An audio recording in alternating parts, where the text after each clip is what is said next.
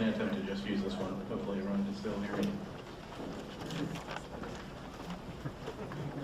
We're early, I guess, but the important stuff is for a few slides now. So I'll just sort of start. I had a quick question, because this is sort of a more MySQL-oriented crowd, but I'm wondering how many of you guys are actually using Postgres already?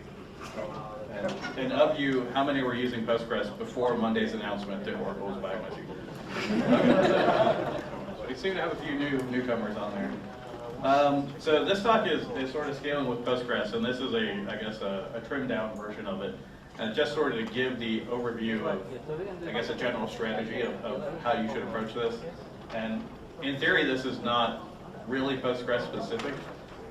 It sort of is because of the different ways that Postgres scales compared to other database systems. But sort of the path that you take when you try to scale a database is similar no matter what database you use. So you might recognize some of this even if you're not using Postgres now. So I have to start with a disclaimer. If you look at the really big sites, and by really big, I mean, Google, Facebook, like any of these large companies have really large data sets. They're all using some, probably completely homebrew, but I mean some level of homebrew solution and custom codes. And just trying to use out-of-the-box tools, you're probably not going to get to that size, right? And everyone thinks they're going to be the next Facebook, and they want to figure out, like, how do I do this using like built-in tools and freely available software?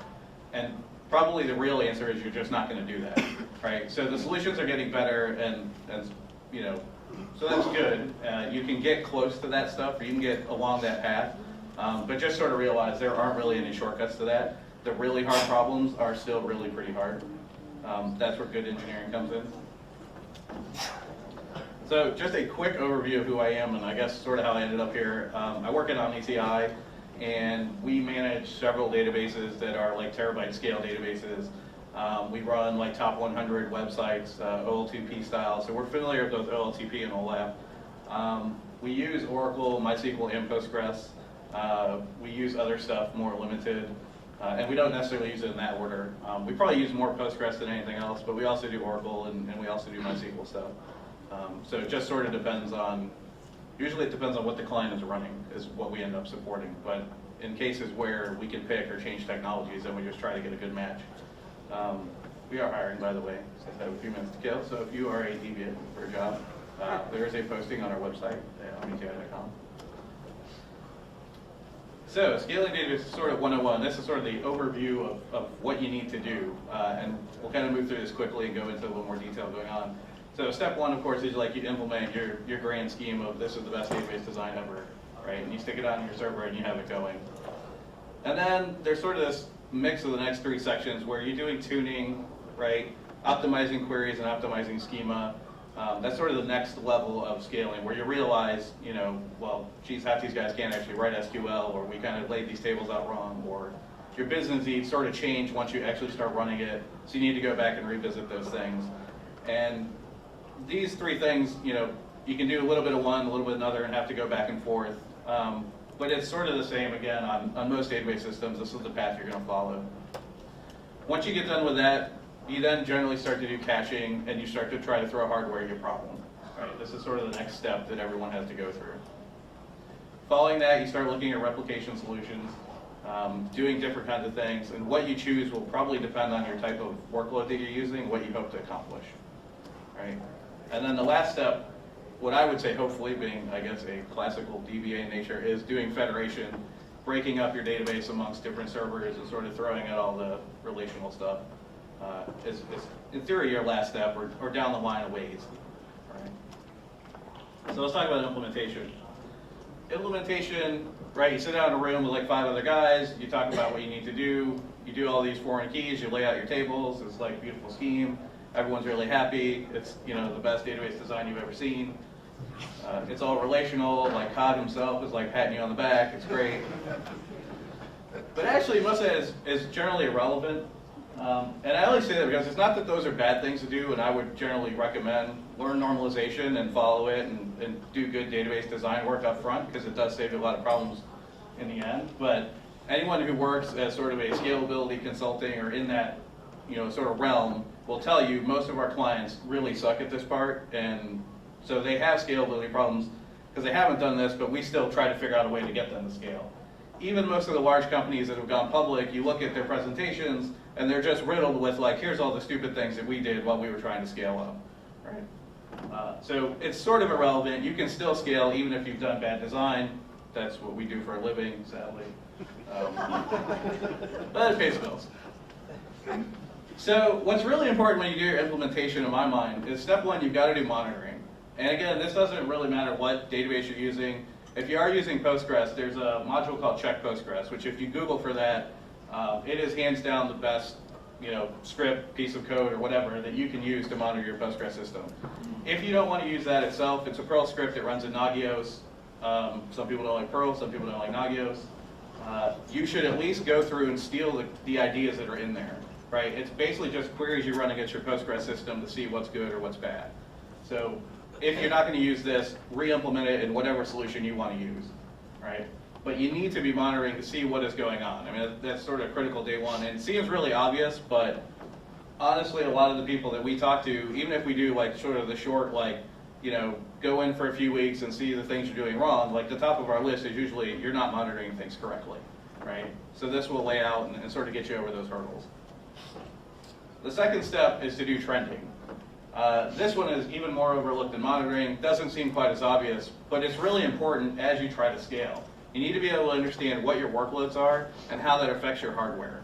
Right? Most of that actually, again, doesn't have to be database specific. If you're measuring how fast your disk, rate of disk growth is, I/O, CPU, and memory usage, and those things that are essentially really system level pieces of information, measuring those and being able to see how that works over time and how quickly you're growing in certain areas will tell you, how long it's going to be before you outgrow your hardware, or if you need to buy more hardware in a certain area, or if you're, using too much I/O for some reason, you might be able to go back and refactor how your application works.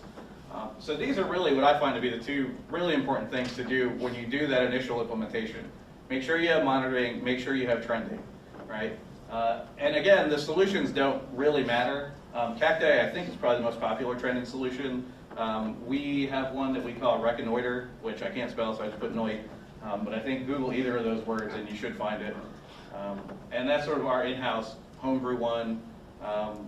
It doesn't use RRD, but it makes pretty graphs, and you can kind of go back and look at things over time.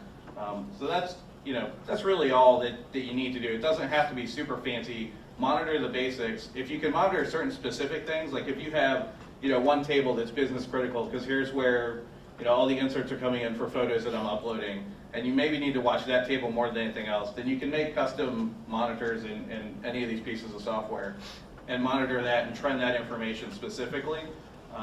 But in a general sense, get a hold of your hardware and watch what's going on. Measure maybe like transactions per second and a few of those things. But have that stuff in place so that when you start to see problems, you can look back and see over the last 1 or 2 or 3 months. And especially with trending, I harp on it only because it's really hard to do trending after the fact, right? If you run for 6 months and you start to have problems, you can implement monitoring, and that's easy. You've got it. If you have 6 months and then you have problems, you can't just implement trending, right? Because you can't go back and figure out what was going on 6 months ago. So you really have to get there up front and make sure that you're doing that stuff ahead of time. All right, so you got all that great stuff in place. The next step, if you're using Postgres, is to get the basics right as far as tuning your system. I forget, Postgres has like 200 different variables to tune. There are about 10 that actually matter. And a couple of the Postgres guys and myself wrote up a wiki page on how to tune your Postgres, which is basically the no foot gun approach to tuning it. Right? Here's the 10 things you actually need to know. A few of these are going away with Postgres 8.4, so that's even better. But it's pretty straightforward. The important thing is you don't want to be doing something dumb, right? And that's what this wiki page will help you do. Beyond that, there are other things that you'll probably want to do eventually for tuning, but they are often very workload dependent. Xlogs and checkpoints and vacuum strategy, if you're running Postgres, you've probably dealt with all those on some level, but how deep you need to go into that, it's so workload dependent, it really does depend. Some people never have a problem with checkpoints because they're doing mostly select, own, and queries, right? If you're doing heavy write loads, you probably have some kind of checkpoint issue going on, or you may eventually hit that. So those are the things that you may have to deal with someday down in the future. right? It's stuff that we have to deal with a lot, what we're doing, because we're doing it at such a large scale. But it's not the initial, like you really don't need to worry about a lot of the tuning parameters, like CPU tuple cost, like, oh, I need to change that. If you follow like the performance list for Postgres, there's a mailing list dedicated to performance problems. Nobody ever like posts a query that's having problems. Someone says, hey, go up, go modify your CPU tuple fraction cost, because that's not right. That's just never an answer. It is done sometimes, but it's sort of way down the line, right? And you probably will solve problems in different ways before you have to do that. So optimizing queries in Postgres is actually pretty awesome. I might be biased, I don't think so, but explain in Postgres is the best explain tool out of any of the databases that I've seen. It really gives you good information and insight into what's going on. One of the awesome things that has been added, I think it was in 8.3, when it does sorts, it like tells you how much memory it actually needed to do the sort and which sort algorithm it uses. That's really awesome because sometimes it's just a matter of saying, allow this connection to use a little more memory for sorting, and now my query is like super fast, right? But if you don't know how much memory that's supposed to be, it will take you all day to figure that stuff out, right? And there are 3 different versions of explain that you can use. There's been a lot of presentations written on them, and I've done a few on how to use explain, but just know explain tool is your friend for optimizing queries. When we talk about using explain, all that really means, right, is you're writing your queries tuned to your database planner. And again, that's sort of universal truth. It's why you see when you port an application from one database to another, the queries don't always, just work on the other system. And this is true if you're going from, MySQL to Postgres or Oracle to MySQL or whatever. Even if the database is supposed to be 100 times better, if you've written those queries tuned to the planner, and now you switch database systems, now you have a different planner, right? Different optimizer, different executor. So you should expect different performance when you switch database systems, right? If you're going to scale, realize that you're probably sort of betting your farm on whatever system you've chosen. It is hard to get out of one system or another. You are going to have to tune those queries, to the database planner. It's hard to avoid that. And getting that sort of intimate knowledge is where you're going to end up, down the line as you start to make things bigger. Optimizing schema, pretty straightforward. It's going back, reviewing, do I have indexes I don't need? Do I need new indexes for the queries I'm running? Postgres gives you partial indexes and functional indexes. A lot of times people will exploit those to make certain queries really fast. You go back in, you clean up your data types because you're kind of sloppy to begin with or whatever. You use the wrong one. Adding and removing tables. I threw denormalize on here, although I'm not a big fan of it. Like sometimes it actually is the answer, so I suppose I had to put it on there.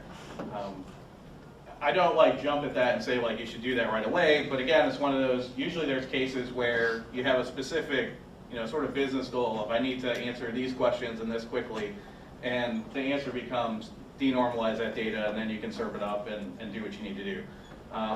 Depending on how you originally designed your schema, denormalization doesn't always work or becomes a necessity before it needs to be. And so that's why I'm sort of leery even to put the bullet in there, but sometimes it's an answer, right? And if you look at the tuning, right, optimizing queries and optimizing schema, I'm sure a lot of you are thinking well, when I've done this stuff, I haven't done it in this order. You may not do it in this order, and you're probably going to have to, sort of revisit old things and go back and forth between these different ideas while you're sort of getting your database tuned and working in a proper fashion. The thing is, if you're using Postgres, Postgres is pretty good at scaling vertically, right? Meaning, if I just keep buying bigger hardware, it takes care of a lot of the problems for me.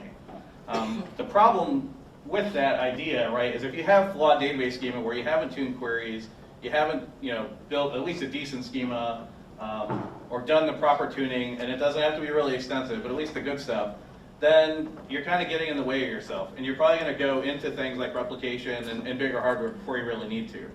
So for Postgres folks, a lot of your time is spent just making the thing run better on the system that you have and trying to get performance out of that, right? On the other hand, optimization takes time, right? It takes a level of expertise a lot of people don't have. There's usually a lot of learning involved as you're going along the path trying to make things better. As new versions of the database come out, it changes the way the planner works, right? If you upgrade from one version to another, now your queries, some queries are faster, some are slower. You have to work that stuff out. So tuning is good and optimizing is good. But as everyone who really likes to do large-scale scaling and replication and sharding and all that stuff likes to say, it isn't really the ultimate solution. So take it to a point, right? It's good to do it, you need to do it, and I would spend a lot of time there before I got into more complex solutions that are going to be really hard to develop against. But, you know, understanding that it's only going to get you so far. At which point you get to this point. And I've been here a lot of times before, where you sort of spent all day and you're kind of tired or weeks on end, and you know, like you just can't optimize these queries. You really need better hardware. Trending, which I mentioned originally, right? Trending is like an awesome tool for going to someone and saying, look, not only are we I/O bound, we've been I/O bound for like the last 2 months, right? And we're only going to be more I/O bound because you only are doing more and more traffic on this database. So clearly, we're going to have to get, you know, more of something, right? Probably disk in that case. When you start to throw hardware at stuff, you know, you've got to know, and I'll go back to trending, you've got to know which particular hardware bottlenecks you're fighting against. If you have an issue where, you know, one query is really slow, buying more CPUs probably doesn't really help that. It depends on the query, and how often you're running it and how many concurrent connections you have, right? All of that stuff, there's a lot of variables involved. Looking at sort of the overall knowledge of trending and seeing which of those hardware, you know, in pretty graphics that everyone can understand, which of those hardware bottlenecks are getting in your way, makes it a lot easier to pick which particular hardware you're going to throw at it. Is it going to be more RAM? Is it going to be I/O? You know, are you going to buy more spindles? All that kind of thing. And also understanding that sometimes, like, you can buy RAM to get out of problems with disk I/O, right? Because you have more RAM, now it doesn't have to go to disk as much. So there are sometimes you can make those trade-offs, but if you don't know where your hardware bottlenecks are, you're probably not going to be able to do that so well. If you're going with Postgres and you're kind of thinking like, well, how high can I actually go? How far can I scale this from a hardware standpoint, right? At what point is Moore's Law working against me rather than working for me? This is sort of, I guess, anecdotal evidence, but I think most people that have run large-scale Postgres would agree on these numbers. You're probably not going to go much beyond 32 cores with a single Postgres. At that point, you're going to see sort of performance degradation that's not really worth it.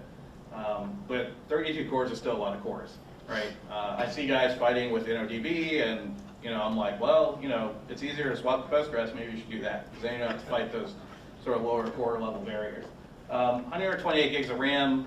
I wouldn't say it's common, but you can get 128 gigs of RAM on a box these days. It's not completely insane to be able to do that. You don't need $500,000 to do it. So that's probably about the limit of what you should expect that you can go up to, and that one is still getting better, you know, each and every year. How far that will go is hard to say. You can use a lot of spindles. I don't know the most spindles anyone's ever used on a Postgres system, but it actually almost doesn't matter because they have table spaces available. So you can just keep adding spindles and segregating your data and doing it in sort of multiple ways, either dedicating spindles to specific tasks that you need to have fast, or you can just kind of throw it all together and, you know, just more spindles is better in that sense, and let your entire workload work over all the disks that you have. But thinking about, like, if you have this much computing power and this much hardware available to you,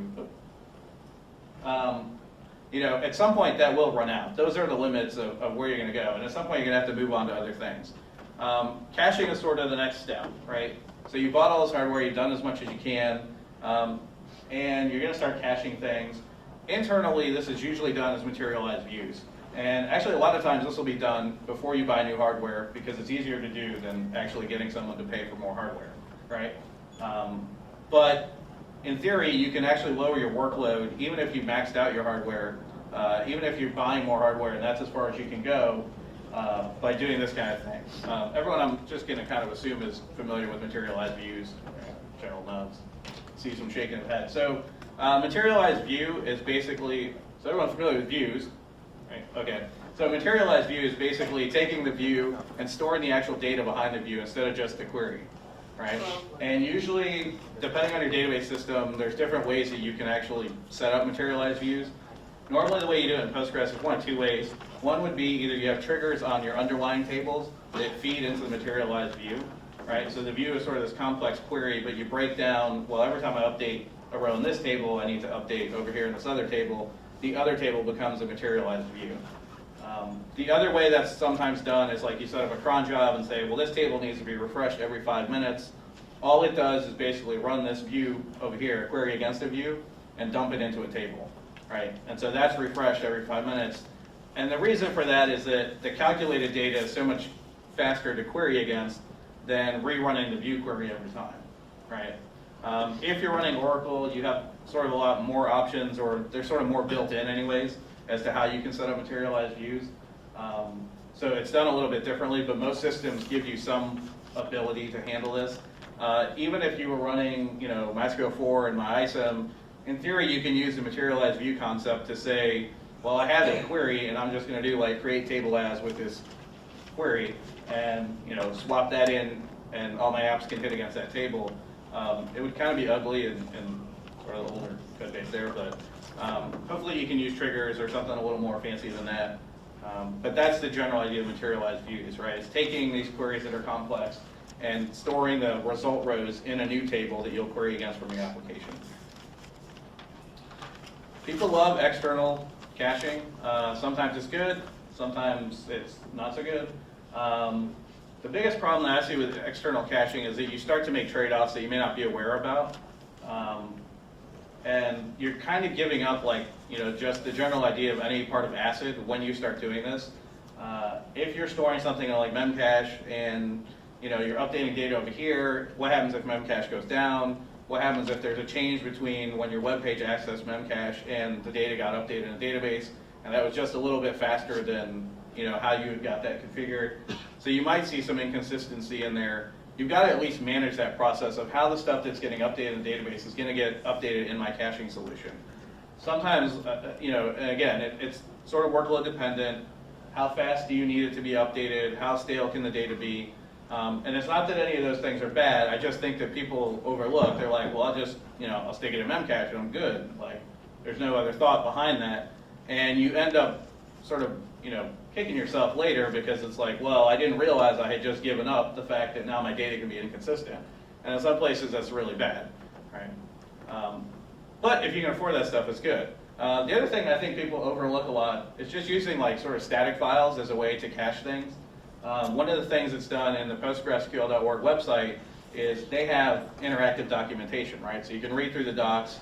If you see something that doesn't look right, you send a note and submit that. It goes into a database where that's stored. But when you look at those pages, you're not actually looking at the stuff that's in the database, right? All of that stuff is just spidered out, and it's basically flat files that are being served up.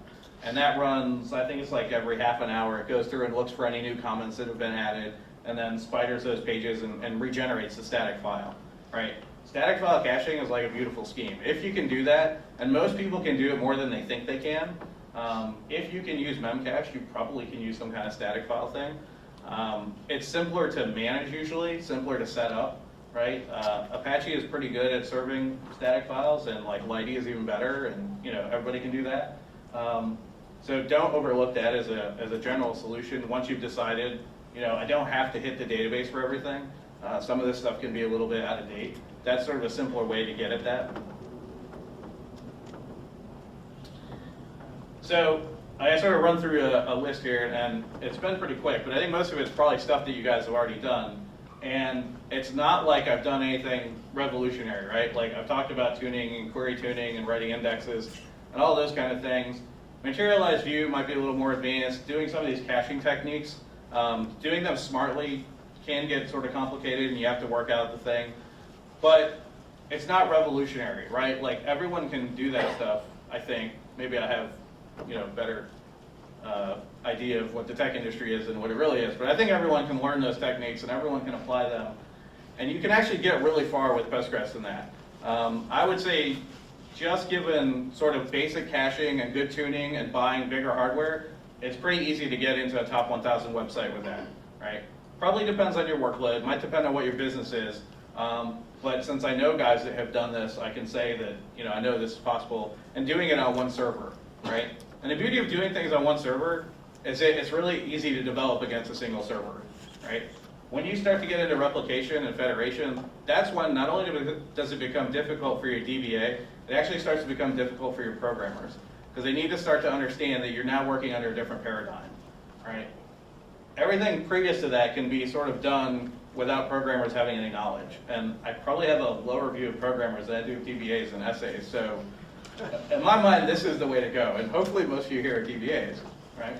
I don't say this at like the Perl user conference, but using those methods and not having to complicate how you're going to actually produce your code on the back end just makes your business able to grow faster, it makes you able to add features quicker, right, without having to overcomplicate things. And that's sort of one of the reasons why, you know, and it's not really just a Postgres thing. If you're using Oracle, which, and by Oracle I mean, you know, the big Oracle, not the new to be Oracle. Using Oracle, you can probably get, you know, like an order of magnitude even higher than this, right? You can get into like a top 100 website on a single box running Oracle. Might take some tuning, might take a few years, right? As you're growing your business, you're going to tune these things. Depending on how fast you have to grow, you might have the ability to do that, but it certainly is possible. Right? But of course, everyone wants to talk about the sexy stuff. So, replication. Replication in Postgres is sort of at an interesting crossroads. 8.4, contrary to popular belief, will not have any built-in replication solution. So you don't have to worry about that. In Postgres, generally if you're going to do replication, you're going to use some kind of third-party product, right, for lack of a better word. And it's probably going to be trigger-based. There's not like horrible overhead like people say, like, oh, I can't actually use triggers because that'll blow up everything. You know, just, I guess, sort of don't believe that. I hear a lot of people come into like IRC, like, well, I heard about this solution, but it sounds like it's horrible performance and everything's bad. Sure, you know, there is some overhead, but there's overhead sort of with any replication solution. There are things that you have to deal with, you know, no matter what you pick. I mean, we just had, right, the fighting replication lag in MySQL. So it really doesn't matter what solution you pick. You're going to sort of have things that you're going to fight against. You need to figure out what those are and assess those kind of ahead of time to make sure they don't interfere with what you're actually trying to accomplish. But as long as you can do that, like, don't really worry about the methods that are involved. Just make sure they don't get in your way, right? And as a extra emphasis, add-on is like FUD for modular, right? Like everyone says everything should be modular, we should be able to plug in anything and do all this whiz-bang stuff. It doesn't have to be part of the core code. And then on the other hand, everyone complains like, oh, well, this replication solution is made by like some other guy, so it's not in the core thing. You got to get over that, I guess, if you're going to work with Postgres. You know, I like built-in stuff as much as the next guy, but on the other hand, if you're a core Postgres developer and you develop a replication solution and you've been hacking Postgres for like 10 years, you probably know what you're doing, right? And the fact that it's done using the facilities that Postgres gives you is kind of a feature and will allow you to do a lot of interesting things like cross-version replication and things like that that aren't always easy to accomplish, you know, with doing a built-in product. On the other hand, Oracle does it better than Postgres, I can't lie. MySQL does it simpler than Postgres, I still won't lie. There are things I like about both the MySQL replication solutions and the Oracle ones. And I would say Postgres is certainly a third tier when it comes to those two systems for different reasons. But on the other hand, since I've used most of the Postgres replication solutions and I've had pretty good results with all of them, I think they're all up to speed, or at least the ones that I picked are up to speed and can do a pretty good job. But not trying to sell you anything here. So if you're going to scale reads in Postgres, right? Generally that's done master and many slaves. It's the same for, you know, pretty much every database. And this is sort of my order of what I would pick. I would probably pick Saloni first, Loandeast, Bucardo, and then BGPool 2. Feel free to Google those terms if they sound interesting. Saloni is developed by a core Postgres developer, used by the .org DNS guys and a whole bunch of other people. Has the longest, most stable history of all these solutions. Loandeast and PGQ are developed by Skype, and that's what they use to do all kinds of cross-database jazz. Bucardo is a smaller, sort of newer system, has some fancier features, written in Perl. Some people like Perl. So it's just sort of another one for the purposes of scaling your reads. And then PGPool 2 is this thing out of Japan that's kind of like the animated dinosaur thing. It's really weird and interesting, and you think you might want to have it, but you don't actually know anyone that does. Occasionally it shows up at a conference, and you like play with it, and you're like, wow, that's cool. Yeah, so PGPool 2 would probably be the last one I would pick. It has like the most, like if the feature checklist thing is what you like to judge software by, look at PGPool 2 because it has all these features that look really interesting. It just has sort of the weakest reputation for high scale production websites. So it's last on my list for that reason. Okay. It says talk faster. All right. Scaling writes is basically impossible, so I won't spend a lot of time on it. You can't scale writes using replication, at least not very well. So if you have a write problem, scaling is not your answer. If you're going to try to do it anyways, Bucardo and PGPool 2 are the ones you're probably going to look at. Bucardo can do master-master. PGPool can do weird stuff. So federation. If you're going to get into federation, the thing about federation is the idea is actually you're going to just eliminate the need to have good performance on your database, right? That's the whole point of it. MySQL talks a lot about federation, and it's a pretty popular topic. The MySQL software has no federation advantage, right? Like, it doesn't federate better than anything else. I still haven't seen where Drizzle is doing anything that is like really revolutionary that MySQL couldn't do once you've already applied federation principles. The thing is, MySQL community has a lot of talk about this, right? Because they can't scale up their database as well. They run out of hardware solutions at a much lower level. So it's important to pay attention to what's going on at conferences like this because this is where a lot of the federation talk is going to go. And you probably will need to do this at some point. There's different methods. And again, this is sort of new industry and it applies to all databases. It's just that you don't see a lot of people talking about it if you're using like Oracle because you just generally don't look at having 100 Oracle servers as your solution to anything. But essentially, right, horizontal partitioning, application-based partitioning. If you're not familiar with base, I think Googling on that will turn up something fruitful. But it's that idea of the data is not ACID. The data is not ACID. It eventually gets consistent, and you can query against it. Two solutions normally used for that are Golconde and Gearman, are sort of popular ones. It's a pretty new field, though. It wasn't long. That's pretty much it. First one is my website, second one company website where we are hiring, so please check it out. And the last one is US Postgres Foundation if you're interested.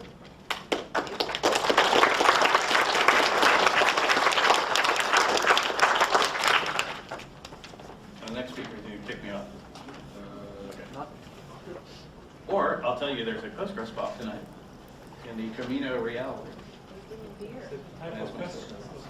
No questions. If you want questions, come to the ball. All right.